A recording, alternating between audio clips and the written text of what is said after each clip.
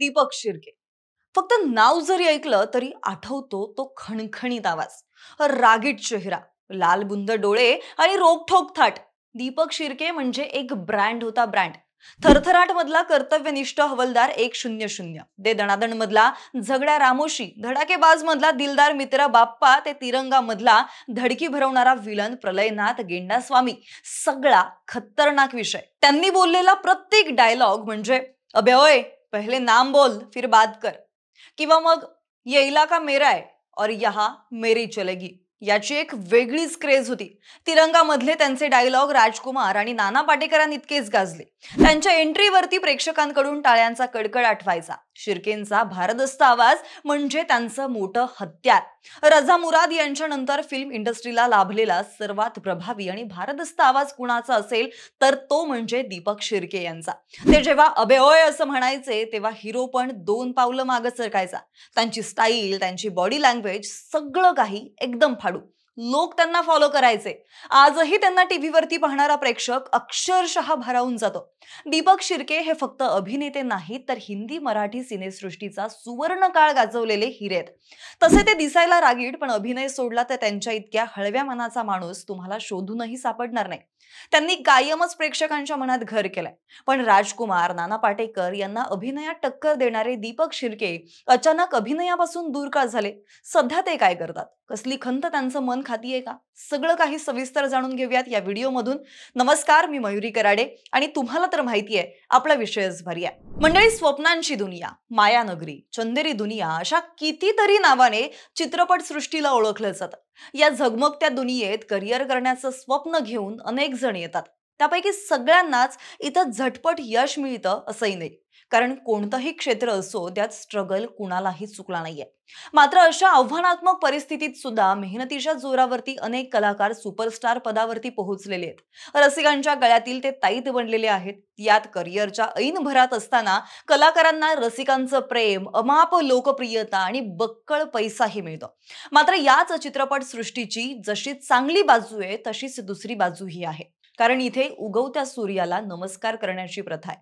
Career ऐन भरात असतानाच सेलिब्रिटींचं कौतुक होतं, प्रेम मिळतं. मात्र कालांतराने याच कलाकारांच्या उतारवयात किंवा पडत्या काळात कुणीच त्यांच्याकडे लक्षही देत नाही. अशी कित्येक उदाहरणं चित्रपटसृष्टीत आहेत जे आज दुर्लक्षित झालेली आहेत. यात आणखी एका नावाची भर पडली आहे, प्रसिद्ध अभिनेता दीपक शिर्के यांची. शिर्के लक्ष्मीकांत बेर्डे यांच्यासोबत अनेक सिनेमांमध्ये झळकलेले आहेत. 100 या मालिकेतील हवलदार 100 ही त्यांनी साकारलेली भूमिका प्रचंड गाजलेली होती. मराठी मालिकांसोबतच 100हून अधिक मराठी आणि हिंदी सिनेमांमध्ये दीपक शिर्के यांनी काम केलेलं आहे. पण आज दीपक शिर्के हे अनेकांच्या विस्मृतीत गेलेलं नाव आहे. सिनेमात ते झळकले नसले तरी ते सध्या कुठे आहेत, काय करत आहेत याविषयीची माहिती सुद्धा कोणाकडे नाहीये. अहो, सिनेमात तर सोडाच, कोणते पुरस्कार सोहळे किंवा इव्हेंट्स मध्ये सुद्धा ते कधीच दिसत नाही.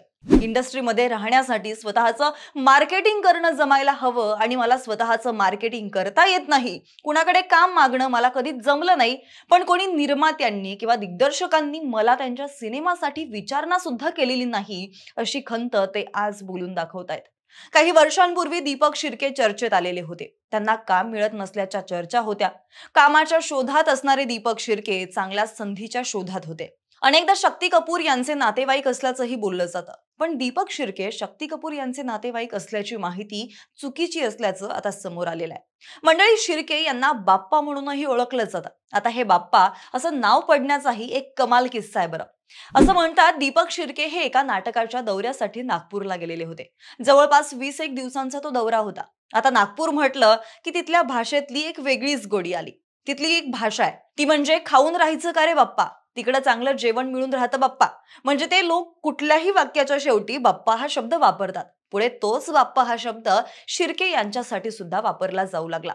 दीपक शिर्के यांचा जन्म 29 एप्रिल 1955 रोजी मुंबईतील गिरगाव चिरा बाजार इथे झाला. घरची आर्थिक स्थिती सुरुवातीला चांगली होती, पण वयाच्या 13व्या वर्षीच त्यांच्या वडिलांचं निधन झालं. यामुळे घराची आर्थिक स्थिती चांगलीच बिकट झालेली होती. एकाएकी श्रीमंतीतून त्यांचं आयुष्य निर्धनतेकडे झुकलं. घराचा मोठा मुलगा म्हणून सगळी जबाबदारी त्यांच्या खांद्यावरती आल्यानं त्यांनी काम करायला सुरुवात केली.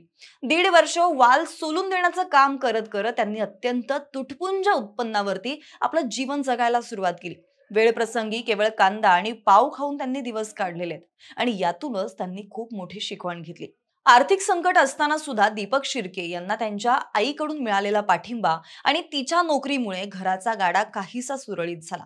शालेय जीवनात दीपक शिर्के यांचं मन अभ्यासात फारसं रमलं नाही, पण शाळेतील नाटकांच्या तालमींमध्ये ते नियमितपणे हजर राहायचे. शालेय नाटकांपासून त्यांना अभिनयाची आवड लागली आणि ते साहित्य संघाच्या नाटकांमध्ये भूमिका करू लागले. यामुळे त्यांना अभिनय क्षेत्रात पाऊल टाकण्याची एक नवी संधी मिळाली. सुरुवातीला सिनेमात काही लहान सहान रोल मिळाले, पण माणूस मेहनती होता, त्यामुळे थोडा वेळ सहाय्यक दिग्दर्शक म्हणून सुद्धा काम केलं.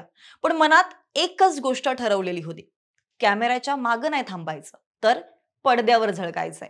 दीपक शिर्के यांचं खऱ्या अर्थाने अभिनय क्षेत्रात पदार्पण टूरटूर या नाटकातून झालं. या नाटकामुळे ते लक्ष्मीकांत बेर्डे यांच्याशी परिचित झाले आणि त्यांच्याच माध्यमातून दीपक शिर्के यांना मराठी चित्रपटांमध्ये काम मिळू लागलं. लक्ष्मीकांत बेर्डे यांच्यामुळेच आज आपण या ठिकाणी आहोत असं ते नेहमी म्हणतात. यात त्यांचं व्यक्तिमत्वच भारी होतं. मोठा चेहरा, खणखणीत आवाज आणि तो दरारा. यामुळे 1990च्या दशकात त्यांनी हिंदी सिनेमात व्हिलन म्हणून जबरदस्त काम केलं.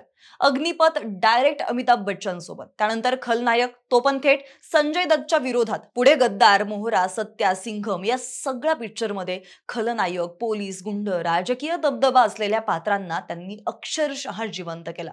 त्यांनी त्यांच्या या सगळ्या भूमिकांसाठी प्रेक्षकांनी कडाडून टाळ्या सुद्धा वाजवलेल्या आहेत, अगदी खलनायक असून सुद्धा.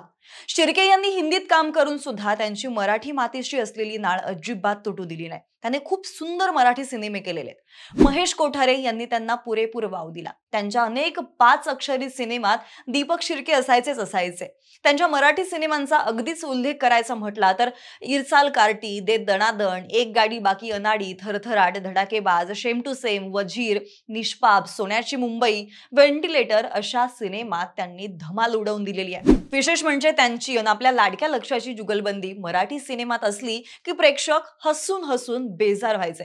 त्यांनी राजकारणावरती आधारित गुंडा, पिंजरा, दगडू, लपंडाव अशा सिनेमातही काम केलंय. बाकी त्यांच्या हिंदी सिनेमांची लिस्ट फार मोठी आहे. त्यातल्या त्यात अग्निपथ, तिरंगा, आंदोलन, जीत, हम, खुदा गवाह, जय किशन, रक्षक, Indian, Tarzan the wonder car या सिनेमातले त्यांचे रोल गाजले. सदाशिव अमरापूरकर यांच्यानंतर विलन म्हणून हिंदीत मोठा प्रभाव पाडणारे दीपक शिर्के हेच एकमेव दिग्गज कलाकार आहेत. त्यांचा अमिताभच्या अग्निपथ मधला अण्णा शेट्टी जो डॅनीने साकारलेल्या खुंखार कांचा पुढे सुद्धा उठून दिसलेला होता. त्या रोल नंतर हिंदीवाल्यांनी त्यांना साऊथच्या अण्णांची कॅरेक्टर जास्त प्रमाणात दिली. अण्णा स्वामी, वेट्टी कुट्टी, अण्णा, विकास अण्णा, मिथुनच्या मिलिटरी राजमध्ये स्वामी असे अनेक साऊथचे रोल त्यांनी केलेले आहेत. त्याच जोरावर पुढे त्यांना कन्नड आणि तेलुगू सिनेमात 2 तगडे रोल मिळाले. यात गंमत म्हणजे त्यांची संवाद फेक म्हणजे थेट ऐकलं की अंगावर काटा. शिर्के यांचा खास अंदाज असायचा तो. ते फार मोठं बोलायचे नाहीत, पण त्यांचा डोकावणारा कटाक्ष आणि आवाजाचं वजन या 2 गोष्टींमुळे प्रत्येक सीन त्यांच्या नावावरती व्हायचा. त्यांची बॉडी लँग्वेज, चालण्याची पद्धत, डोळ्यांमधला राग सगळं काही एकदम भारी. खलनायकांच्या दुनियेतले सुपरस्टारच म्हणा की. म्हणजे असं वाटायचं ह्यो माणूस जन्मालाच विलन होण्यासाठी आलाय की काय. हा पण खलनायक जरी असला तरी माणूस म्हणून एकदम साधा. सेटवरती कोणी नवीन कलाकार आला तरी त्याला समजावून सांगणार, फार गोंगाट गोंधळ करणार नाही, स्वतःच्या कामात तल्लीन राहणार. थोडक्यात पडद्यावर जितका रागीट तितकाच खऱ्या आयुष्यात गोड. अशा या कमाल अभिनेत्याबद्दल तुमचं नेमकं काय मत आहे? तुम्ही दीपक शिर्के यांचा शेवटचा चित्रपट कुठला पाहिलाय आम्हाला कमेंट करून नक्की सांगा. व्हिडिओ आवडला असेल तर एक शेअर ठोका आणि अजून अशाच सिनेसृष्टीतील गप्पांसाठी आपल्या विशेषभरीच्या YouTube चॅनलला सबस्क्राईब करायला सुद्धा विसरू नका. धन्यवाद.